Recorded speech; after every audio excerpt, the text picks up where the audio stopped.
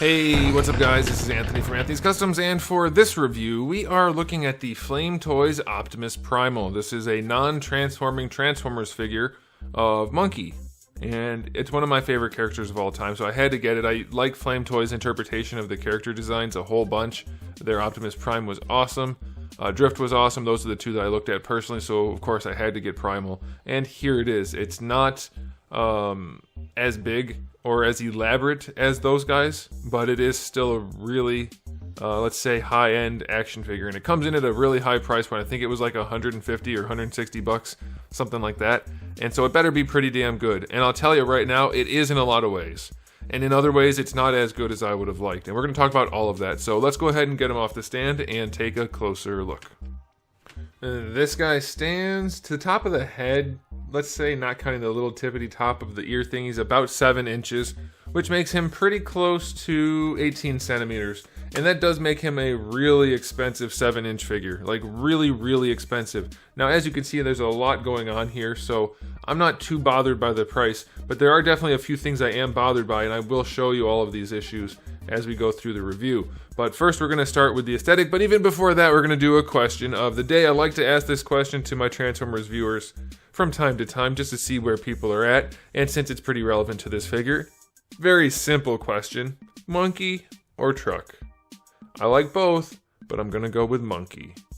Alright, you guys can fight about that in the comment section below. Please keep it civil. Okay, let's... Oh, also, number 2 question. This is a better question. For this line of figures, if you're into it, or even if you're not, which characters would you like to see next? Obviously, it'd be nice to get a Megatron to go up against Optimus, but as much as I like the idea of displaying those two together, I really, really, really would like Dinobot. I would like to get all of them, but I definitely would like Dinobot next. So if maybe you guys can vote down in the comment section below which characters you want next. Okay, let's go ahead and talk about the aesthetic on this guy. First things first, paint. One thing that grinds my gears, we'll start with that, then we'll move on to the good stuff. All the gray is just molded plastic. It doesn't look great because of that. It does have a sort of cheapness to it. Now, it is nicely molded. It's not like there's tons of like sprue marks or anything like that, and it has a nice enough satin finish to it. I don't hate it, but I would like more paint, or at least some kind of shading or something. At least like a wash, panel lining, something. I know it's meant to look like fur, so throw some black lines in there. I think that would go a long way. And the only reason I say that is because they did do it over here on the red parts, and it looks fantastic. And I know that's not like a direct comparison, but a little bit of something would have gone a long way on that molded gray. Now, that being said, everything else is painted, and it's painted really well. We have a gunmetal and a silver throughout, and that looks good. But the two things that stand out most to me, they really nailed the head paint job. It's super clean. The eyes are so reflective and shiny. They look fantastic. I love them. The blue is good. All the paintwork on there is super, super clean. It looks wonderful. And on top of the really nice blue and red and white and everything there, the white throughout the figure is a really pearly white. It may not show up on camera because it's so bright that it probably just looks like white, but it's pearl and it looks fantastic. It's like a platinum. It's so nice. It's so, so nice. So yeah, the paint job's gorgeous on this guy. The kind of like semi-gloss red plays off the pearl really well. I like it. I think it's a really gorgeous looking figure. I'm very, very pleased with it. I definitely would like those gray parts to be painted rather than just molded plastic, but it's acceptable because everything else is painted. Well, I don't think these guys are painted either, like the fingers and a couple other tiny spots, but they're metallic, so semi-metallic at least, so it looks pretty good. So yeah, I think it looks really good. I do like the styling and the sculpt a whole lot. It captures the gorilla look, but also halves. Wow. Well, I'm gonna quit doing YouTube now. I said halves. It does have a really nice kind of Gundam inspired look to them, and I like it, and everybody that's buying this line is probably into that sort of thing, so I think that works out nicely. So yeah, I love the way it looks. So I'm going to give this guy a 9 out of 10 for the aesthetic. I do think it could be better without so much of the molded plastic just sitting out in the open in the big gray spots. Still looks really good though. Now, as far as accessories go, you can pop off the forearm little silver bits and put on his double blasters, which are a nice homage to the hidden ones that are in the show, except these are nowhere near hidden. We do get the cannons that pop onto his back. You can either leave those on or pop them off, of course. And we get his big swords, which are really cool, and those do snap onto his back if you want, though they're very cumbersome due to the scale. did the size of the swords, but you do get them. And then lastly, we get a fairly complex little display stand with a clear base though, so you can throw a light under there if you wanted to, and that would look cool. And I do like that. It's a nice little display stand. Now this is the standard release, so he does not come with that alternate faceplate, which I really want. If anybody out there has one, I don't want yours, but if I could borrow it so that I could mold it and I can make a cast for myself and then send it back, I would be indebted to you. If you do have one, if you happen to be out there and you happen to be willing to send it to me, please do so. I will not damage it. I'll get it back to you quickly, and that would be wonderful. Okay, so yeah, that's it for accessories. He has articulated fingers, so he doesn't need different hands. I don't think he really needs anything else. He should have the mace, I think. I do miss that. So 9 out of 10, he should definitely have his... Is it a mace or like a morning star? I don't know which one you would call it, but he's missing that accessory. So otherwise, it's pretty cool though. All right, let's talk about the articulation on this guy. The head does move around quite a lot. I think I'm gonna... Well, I'll just leave those up there. So the neck moves and the head moves. So he can look up and he can look down. The neck goes forward and back, and then the head itself is on a ball peg. So you can pose the head around pretty much however you want. You can get a nice attitude look, a little bit of lean to it, and off to the side. Not a ton of lean, but a little bit. So I like that. God, these eyes just look gorgeous under this studio lighting. They're so reflective and shiny. Like, they're not chrome, but they do a great job of catching that light and throwing it in your eye. I love it. Okay, so the head works nicely. The shoulders, they're a bit over complex, I think, but they do function. So you can pop them out, and then you have a hinge that gives you a butterfly joint, and it does go up and down. And then you also have the actual shoulder joint that goes up and down. So you don't really want to do all of that all at once. You probably don't need to. And I mean, you might need to for a certain pose, go for it. But otherwise, just leave it probably snugged in there. Then you can just use the shoulder joint to raise the arm up to better than horizontal. You do get the hinge for the shoulder pad if you want to use that. Otherwise, you can just let it move with the arm. Of course, you get your full rotation there. And then you saw that you do get a sort of butterfly joint. The chest piece here does have a flap to it. We'll get to that when we get to the torso. Don't worry about that. It's not really articulation, I would say. It just allows for the torso to work. But in case you guys noticed that moving, I figured I'd mention that. Now, this is killing me for this figure. Because of the price point, I do find this one missing piece of articulation unacceptable. It has no bicep swivel. There's no bicep swivel. Why is there no bicep swivel? You can't rotate anything on there. That blows. It kills posability for so many poses. No bicep swivel at all. You get this goofy extending elbow. Oops, the hand fell off. You can extend the elbow, and you can extend the forearm. That allows for the elbow to have better range. But it still only goes 90 degrees when you have it this way. If you want to rotate it this way, you can get more. That's fine. But this goofy extending elbow is a thing, but no bicep swivel. How about just a regular elbow and a bicep swivel? That would be nice. Now the hand is connected on a peg, and you would think the hand would be a ball peg, but this whole socket here moves around, so you don't really need that. But it doesn't move around that much, and it falls off fairly easily, so I'm not in love with that, but it's not going to be a problem if you're not manhandling it while you're reviewing it. So that's annoying. You can rotate it, of course, so if you want to have that extra bicep swivel, you can just put the hand like that, and you get it, and then you get the fur down here, rather than having the fur out here.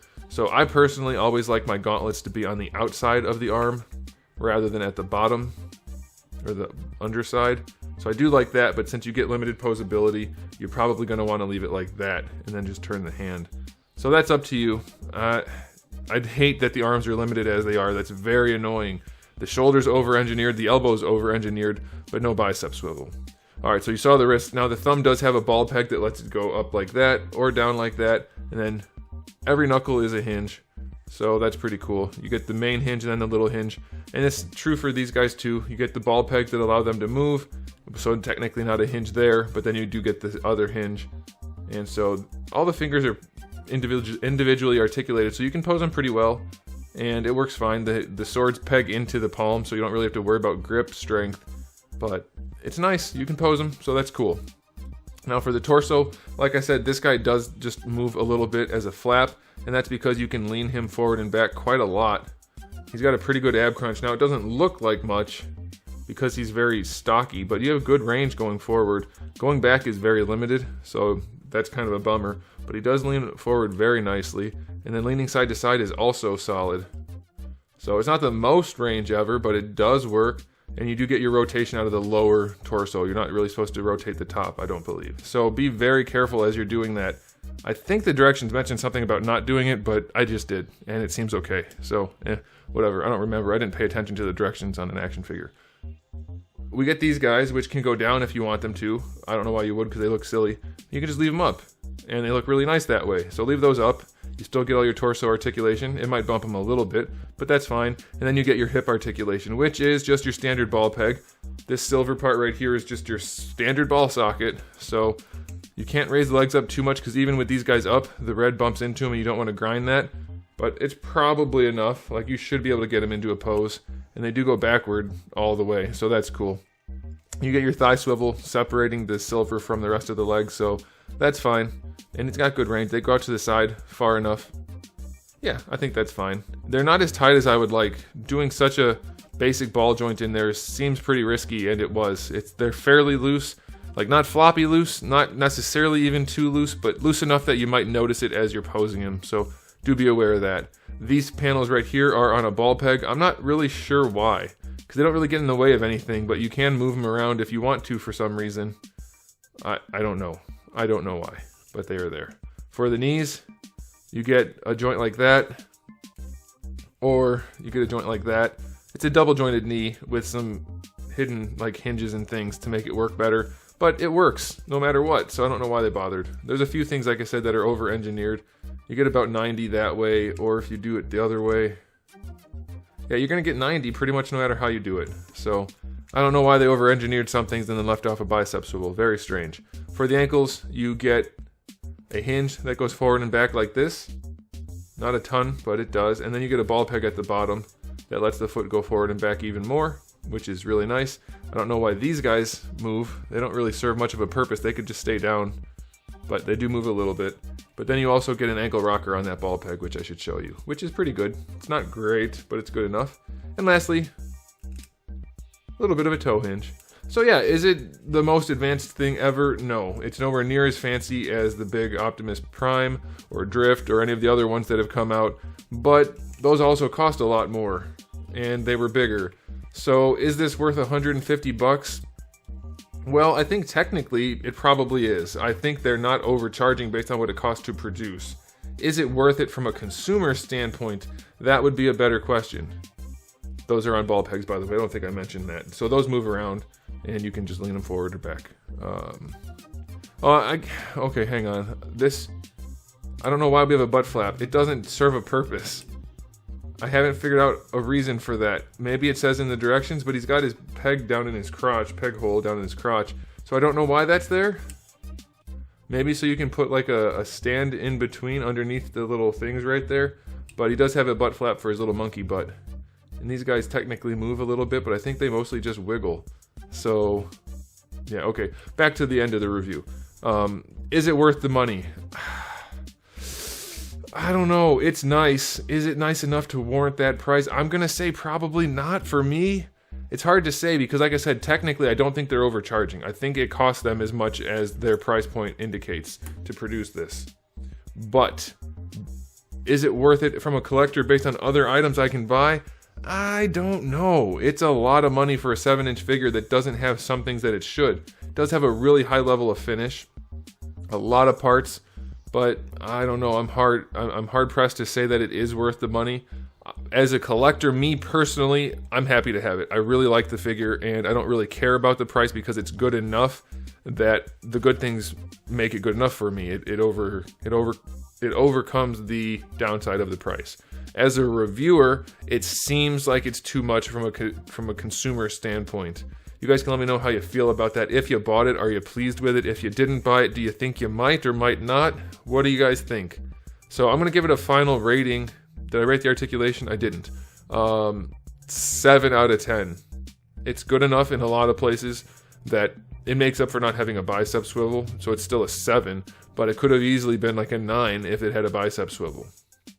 Okay, so final verdict on this guy. The price point's really holding it down.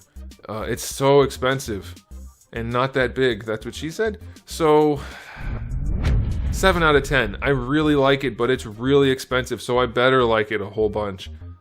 If it was a lower price point, it'd have a much higher rating. And if it had a higher price or higher articulation, it'd have a much higher rating. Either one of those things would have been good. So it's just being held back by the plastic, the very plasticky plastic, and this limited arms. On a monkey-based character, you can't have limited arms. That's just not reasonable. So yeah, final verdict is 7 out of 10. I don't think you'll be devastated if you bought it, and or if you choose to buy it, but I don't think you're going to be super thrilled with it due to its limitations. I don't know. I'm torn. So there it is, guys. Let me know what you think in the comment section below. If you liked the video, please do give it a thumbs up. If you didn't, give it a thumbs down. And if you haven't subscribed, you might want to. I have new videos almost every single day and thousands already on the channel. So make sure you come back for all of that. And in the meantime, keep collecting.